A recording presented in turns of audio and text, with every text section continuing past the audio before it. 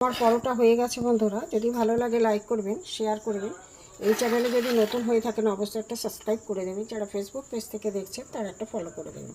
ভিডিওটা দেখার জন্য আপনাদের কাছে অনুরোধ থাকলো। চলুন প্রথম থেকে কিভাবে করেছি দেখতে থাকি। চলুন যাই।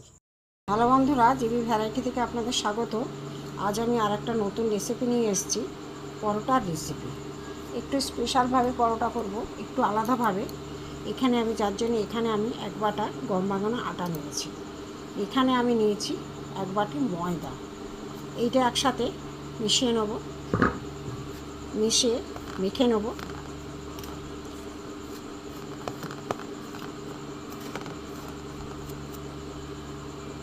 এতে আমি দেবো নুন নুন আর একটুখানি আমি সাদা তেল আমি দিয়ে দেবো। দিয়ে একটু আমি ময়ান করে নিয়ে একটু মাখবো।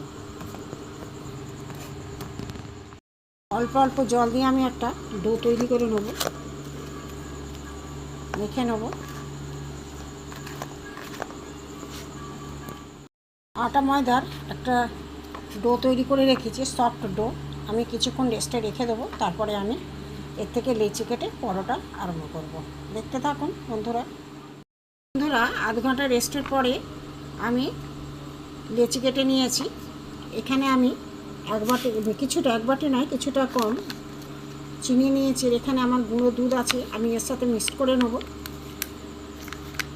এটা মিক্সড করে নেব, নিয়ে আমি দেখাচ্ছি। গুঁড়ো দুধ আর চিনিটা একটু মিক্সড করে নেব।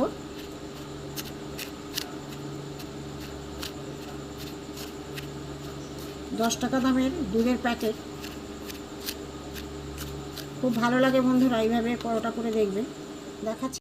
প্রথমে ময়দা নিয়ে লেচি নিয়ে আমি একটা রুটির মতো প্রথমে করে নেব, তারপরে দেখাচ্ছি। একটা রুটি করে নিয়েছি, নিয়ে এখানে আমি এই গুঁড়ো দুধ এর মধ্যে আমি দিয়ে, গুঁড়ো দুধ আর চিনি মিক্সড করে এর মধ্যে আমি দিয়ে দেবো। দিয়ে একটু হাত দিয়ে আমি একটু ছড়িয়ে দেবো। দিয়ে এদিক দিয়ে একবার মুড়বো, এদিক দিয়ে একবার মুড়বো।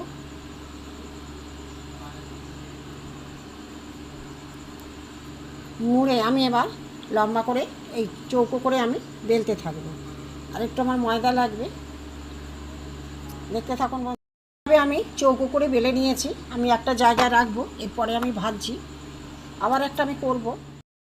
বন্ধুরা, চাটু গরম হয়ে গেছে।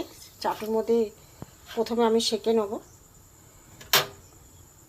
এপিট ওপিট করে সেঁকে নেব। চিনি গলে যাচ্ছে, যার জন্য বেশিক্ষণ বেলে রাখা যাবে না। উল্টে দেবো।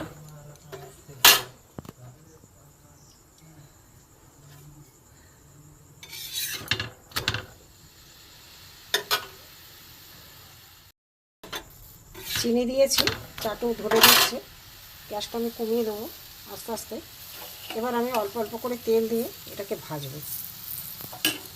এতগুলো গ্যাস কমিয়ে দেবো। চিনি রেতে এটা পুড়ে যাচ্ছে। অল্প অল্প তেল দিয়ে আমি ভাজবো এটাকে। তেল করবো।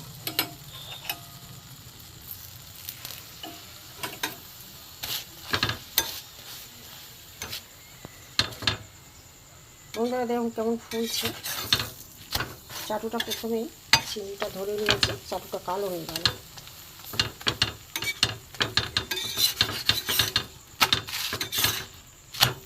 এই যে একটা পরোটা হয়ে গেল, এবার আমি এটা নামিয়ে নেব।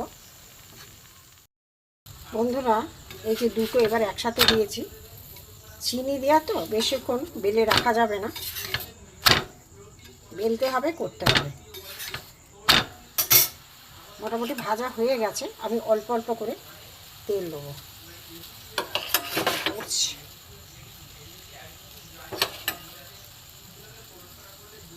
এবার আমি ভেজে নেবো এপিট ওপিট করে। আঁচ কমিয়ে কমিয়ে ভাজতে হবে, তাই প্রথমের দিকে আমার চাটুটা ভরে নিয়েছে। চিনিটা লেগে গেছে। অল্প অল্প তেল দিয়ে বন্ধুরা, অল্প তেলে ভাজতে হবে, গরম আছে।